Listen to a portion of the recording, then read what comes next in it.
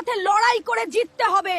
আমি তোমার সাথে লড়াই করতে আসিনি, আমি এসেছি 5 মাথাওয়ালা গাছের ফুল নিতে। ওই ফুল নেওয়া তোর মতো হিউম্যানের দ্বারা সম্ভব না। আগে অনেকেই এসেছিল, সবাইকে মৃত্যু উপহার দিয়েছি। শোন ডাইনি, আমি আল্লাহর উপর বিশ্বাস রেখে এসেছি, আমার আল্লাহ সহায়।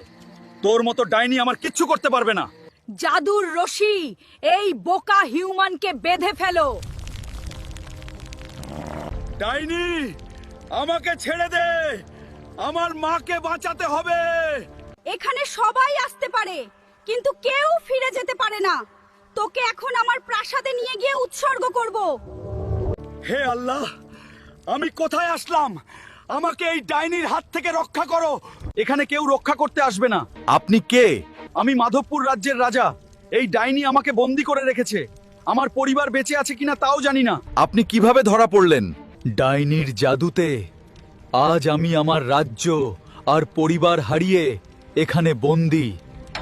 সাপপরি আমার মাকে পাথর বানিয়ে দিয়েছে। তাকে বাঁচাতে হলে জাদুর ফুল লাগবে। আর এখান থেকে বের হওয়ার কোনো রাস্তা নেই। সময় এখানে থেমে থাকে। পেছনে ওই দেয়ালের ঘড়িটা দেখছো? ওটাতে হাত দিলে সময় আবার চলবে আর একটা গোপন রাস্তা খুলবে। তাহলে আমি এখনই এই খাঁচাটি ভেঙে ওই ঘড়িটাতে যে হাত দিচ্ছি।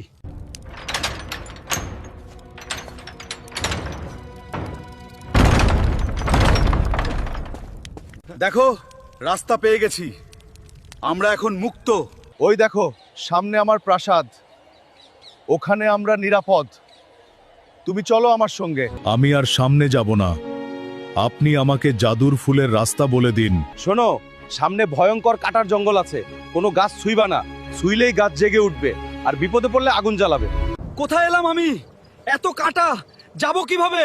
হে আল্লাহ, একটা পথ দেখাও। কবিরাজ দাদুকে এটা বলে দেখি, কবিরাজ দাদু কিছু করতে পারে কিনা। হিউম্যান, আগুন জ্বালাও। আগুনের আলো যত দূর যাবে রাস্তা তৈরি হবে। কিন্তু সাবধান, এই জঙ্গলের কাঠ দিয়ে আগুন জ্বালাবে না। বন্ধুরা, পার্ট 3 দেখতে চাইলে লাইক ফলো করে কমেন্টে পার্ট 3 লিখুন। আর ভিডিওটি ভালো লাগলে